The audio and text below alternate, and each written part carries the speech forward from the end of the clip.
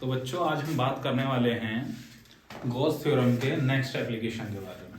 मतलब कि गॉस की प्रमेय का दूसरा अनुप्रयोग। दूसरा अनुप्रयोग क्या है? मोस्ट इंपोर्टेंट डेरिवेशन है ये भी कि गोलीय कोष के कारण वैद्युत क्षेत्र की तीव्रता मतलब electricity intensity of electric field due to a spherical shell. तो इसमें मेनली हम करते क्या है कि इसमें हम पहले एक स्फेरिकल सेल मानते हैं। स्फेरिकल सेल का मतलब कि कोई भी हम एक ऐसा स्फेयर लेते हैं या कंडक्टर स्फेयर लेते हैं जिसमें हम कोई चार्ज दे देते हैं। अब उस चार्ज की वजह से उस सेल के बाहर किसी पॉइंट पर, उस सेल के सरफेस पर और उस सेल के इंटरनल किसी पॉइंट पर हम इंटेंसिटी ऑफ इलेक्ट्रिक फील्ड की वैल्यू फाइंड करने की कोशिश करते हैं, वो भी किसकी हेल्प से? गॉस थ्योरम की हेल्प से। तो देखो इसमें मेनली हम सबसे पहले क्या करेंगे कि मैंने माना कि यहां पर मेरे पास एक ये गोलीय कोष या फिर एक स्फेरिकल सेल है जिसका जो रेडियस है बेटा वो कितना मैंने मान लिया है? कैपिटल आर मान लिया है। और ये इसका क्या है? सेंटर, जिसे हम ओ से डिनोट कर रहे हैं। अब मैंने माना कि इस पूरी स्फेरिकल सेल को मैंने क्या करा? प्लस क्यू चार्ज दिया। अब आपको पता है अगर कोई भी हमारा मटेरियल या कोई भी हमारी बॉडी कैसी हो, कंडक्टर बॉडी हो, चालक बॉडी हो, तो उसमें कोई भी अगर मैं चार्ज देता हूं तो वो चार्ज उसमें पूर्ण रूप से क्या हो जाता है? वितरित हो जाता है, जैसे कि हमने पिछली वाली डेरिवेशन में देखा था। तो अगर मैंने इसको यहाँ पर प्लस क्यू चार्ज दिया तो वो इस पूरी की पूरी बॉडी पर क्या हो जाएगा? फ्लो हो जाएगा। तो यहाँ पर अगर मैंने दिया प्लस क्यू चार्ज तो यहाँ पर भी, इस जगह भी, यहाँ पर भी, यानी कि हर जगह क्या हो गया? ये समान रूप से वितरित हो चुका है।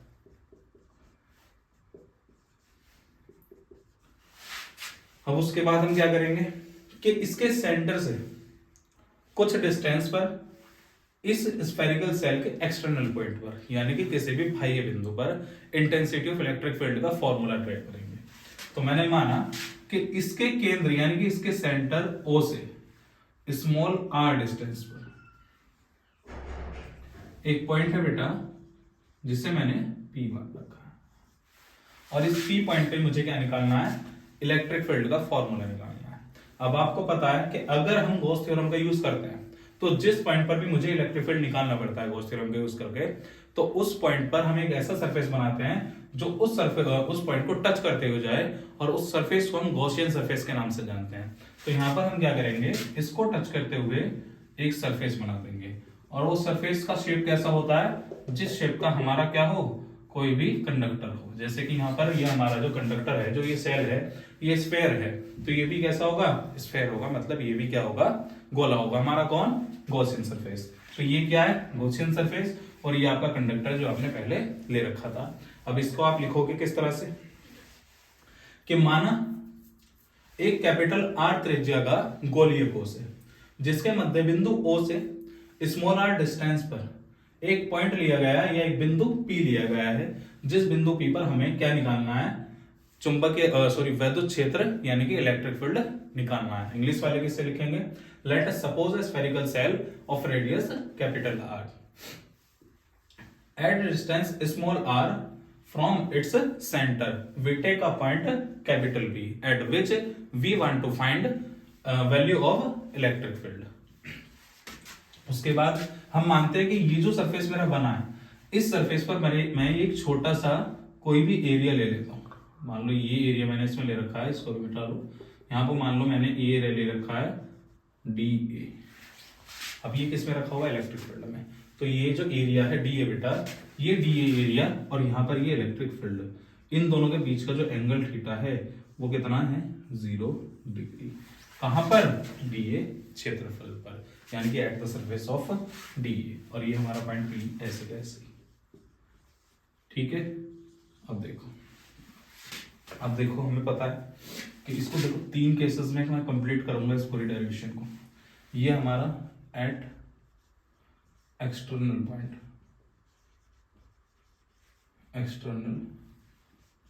पॉइंट, यानी कि बाह्य बिंदु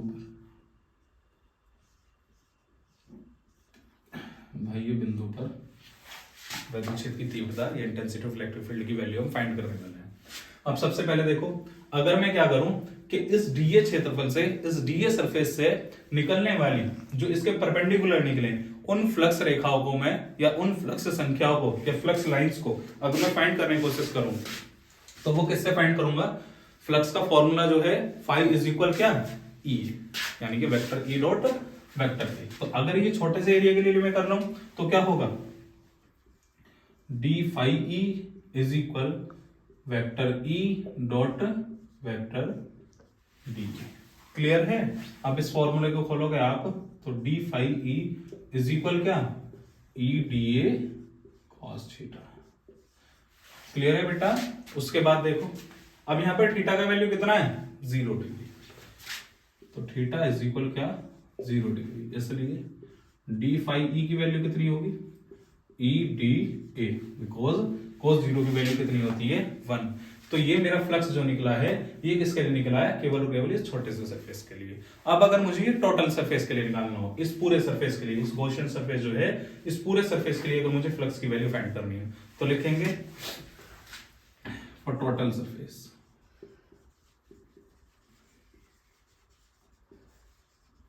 यानी कि कुल पृष्ठ के लिए, कुल पृष्ठ के लिए। जब आप कुल पृष्ठ के लिए से फाइंड करोगे तो क्या करोगे? इसका इंटीग्रल करोगे। इंटीग्रल करो बेटा, D phi E is equal क्या? ई डी ए का इंटीग्रल। अब यहां से डी फाई ई का करोगे तो कितना बनेगा? Phi E. यहां पर करोगे तो कितना बना? ई ए, बिकॉज ई क्या था? कांस्टेंट, और डी ए का कितना हो गया? ए हो गया। अब ए क्या है? ए इसका टोटल सरफेस एरिया है।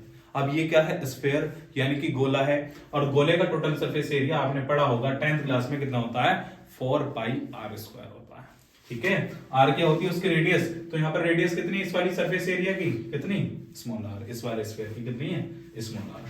तो 5 ई ऐसे कैसे ही, ये कितना हुआ बेटा? ई ऐसे कैसे, ए की वैल्यू कितनी हो गई? 4 पाई स्मॉल आर का स्क्वायर। तो एक इक्वेशन आपको 5 की ये मिल गई, इक्वेशन नंबर 1। ठीक है? जिसे स्क्रीनशॉट लेना हो वो ले सकता है इसका स्क्रीनशॉट। उसके बाद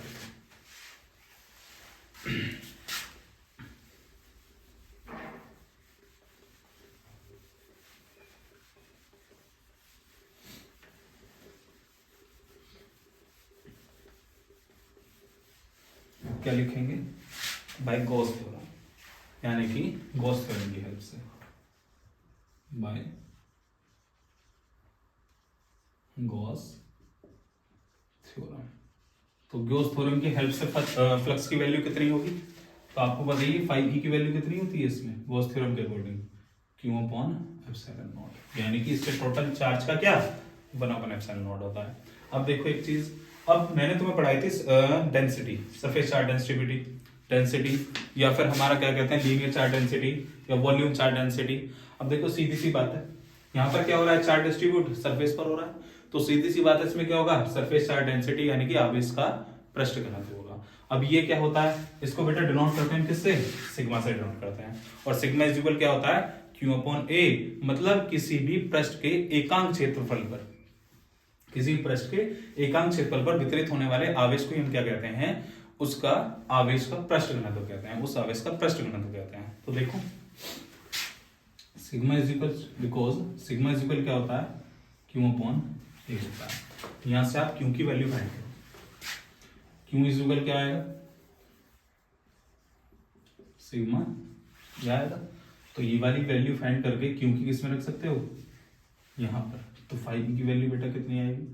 5e की वैल्यू आएगी sigma A upon epsilon naught, और ये आपको मिली इक्वेशन नंबर 2। बिल्कुल सेम कंसेप्ट है जो पिछली वाली डेरिवेशन में कराया था। उसके बाद देखो क्या करना है, जब सीधी सी बात है एक ही सरफेस पर दो वैल्यू आ गई किसकी? फ्लक्स की, तो दोनों को क्या रख सकते हैं? इक्वल रख सकते हैं, तो इक्वल लिखेंगे।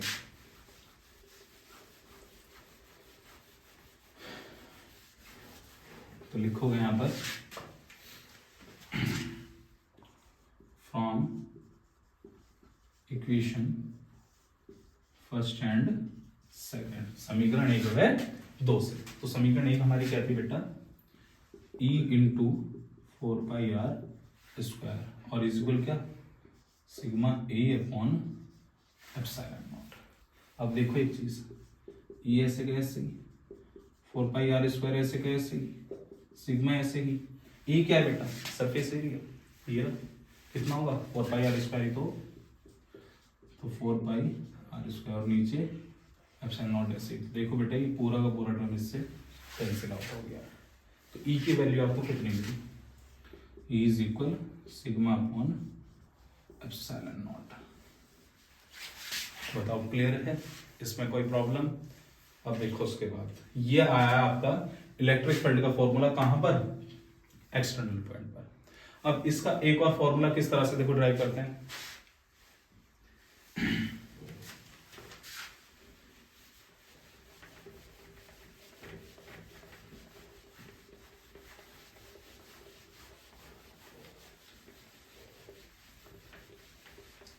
देखो जो सेकंड वाली हमारी मतलब सॉरी फर्स्ट वाली जो इक्वेशन आई थी वो इक्वेशन क्या आई थी कि E into 4 pi R square is equal क्या आया था? E into 4 pi R square is equal क्या? 5E। यही आया था। एक मिनट,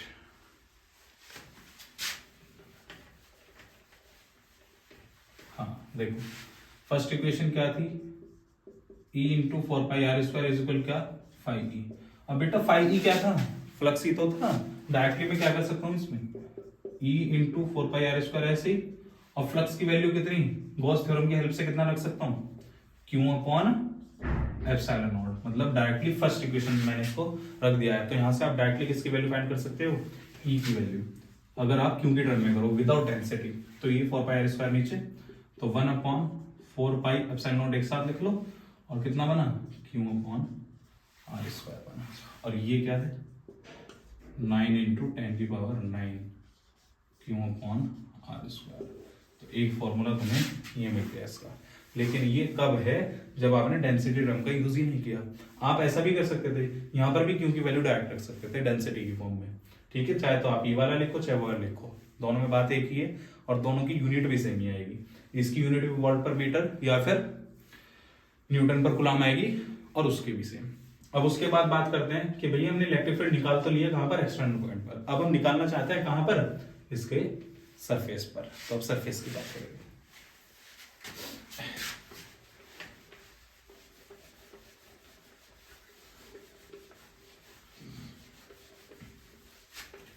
देखो बेटा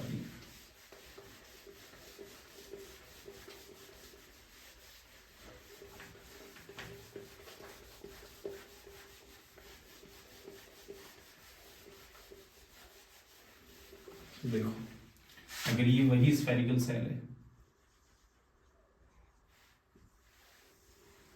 ठीक है, ये इसका सेंटर हो गया, ये इसकी रेडियस कैपिटल आर हो गई।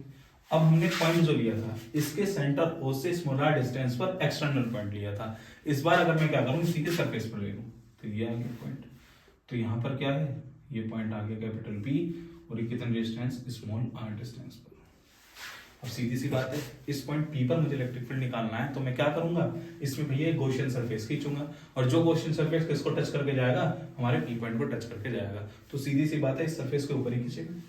ठीक है, इसको सेकंड पॉइंट आप डाल देना इसमें, या सेकंड डाल लेना एट सरफेस, यानी कि रेस्ट पर। क्लियर? तो यहां पर भी क्या होगा? सेम होगा, क्योंकि रेडियस है कैपिटल आर भी, स्मॉल आर भी क्या हो गया? एक दूसरे के इक्वल हो गया।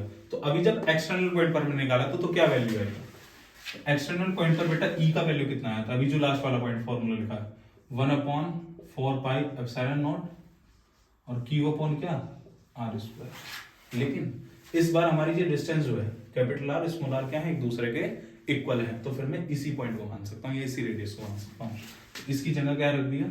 Small R is equal capital R. तो E का फॉर्मूला कितना बना बेटा? दोबारा से सरफेस पर 1 अपॉन 4 पाई एप्सिलॉन नॉट, और Q अपॉन कैपिटल आर का स्क्वायर। तो ये पॉइंट कहां? ये वाला इलेक्ट्रिक फील्ड कहां पर बना हमारा? इसके सरफेस पर। अब बात आती है अगर मुझे डेंसिटी की टर्म में लिखना हो, तो सीधी सी बात है, बिकॉज सिग्मा इज इक्वल क्या होगा? Q अपॉन ए। तो सिग्मा Q इज इक्वल कितना होगा बेटा? सिग्मा ए होगा। तो यहाँ पर क्या रख सकते हो आप? Q की वैल्यू उठाकर इसमें रख सकते हो। देखो ये वाली वैल्यू उठाकर यहाँ पर रख दी, तो ई इक्वल कितना आएगा देखो 1/4πε0, और क्यू की वैल्यू कितनी सिग्मा है, और नीचे क्या आर स्क्वायर ऐसे का ऐसे ही। अब देखो ये ए क्या बेटा, ए है हमारा क्या 4πr², है ना। ए क्या है सरफेस एरिया, वो भी कौन सा इसी वाले रेडियस का। तो फिर क्या रखोगे ये ऐसे 1/4πε0 ऐसे कैसे सिग्मा ऐसे, तो ये कितना बन गया 4πR²। क्यों, क्योंकि ये वाली दोनों रेडियस सेम है, और नीचे का कैपिटल आर ऐसे कैसे, इससे ये कट गया 4π से 4π कट गया, तो ई की वैल्यू यहाँ पे कितनी आई σ/ε।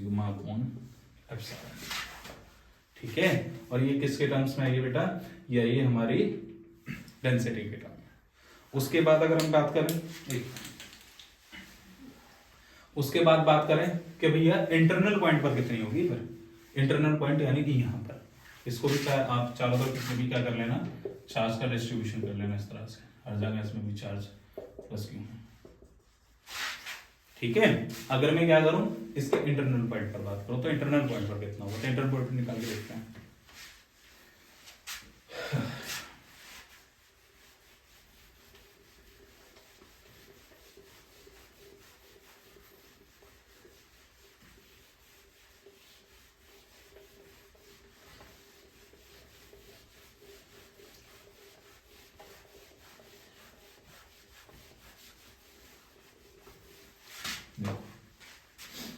थर्ड पॉइंट क्या है इसका कि एट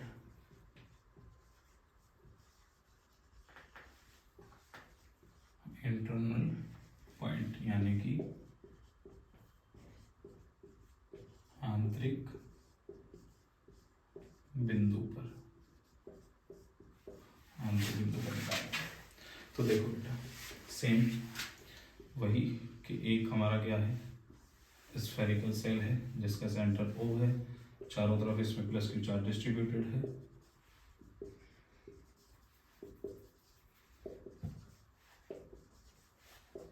ठीक है, उसके बाद देखो इसकी रेडियस कैपिटल R थी। अब अगर मुझे इंटरनल पॉइंट लूंगा तो पॉइंट कहाँ लूंगा, इसके सेंटर O से मेजर करूंगा। तो माना मैंने इसके सेंटर O से मेजर करके यहाँ पर कोई पॉइंट है, ये स्मॉल r डिस्टेंस पर ही मान लिया। ठीक है, तो देखो सीधी सी बात है, P पॉइंट पर इलेक्ट्रिक फील्ड तो वही सेम होगा यहाँ पर भी, तो E इंटू 4π, देखो ये कितना R² है ना, क्योंकि क्या करूंगा यहाँ पर भी क्वेश्चन सरफेस ड्रॉ करूंगा इस तरह से सबसे पहले। तो कितना आएगा इंटू 4πr² इज इक्वल क्या पाई, कहाँ से निकाला है, वहीं से निकाला बेटा जहां से पहले छोटा सा एरिया लेता हूँ, छोटे से एरिया के बाद क्या करा, उसके बाद डायरेक्टली मैंने इक्वेशन फर्स्ट रख लिया यहाँ पर। तो छोटे से एरिया से क्या करा, टोटल सरफेस एरिया से निकाला, और ये इसकी स्मॉल r डिस्टेंस है, तो इंटू 4πr² कितना है, और यहाँ पर 5। उसके बाद बाय-गोस थ्योरम यूज करता हूँ। तो बाय-गोस थ्योरम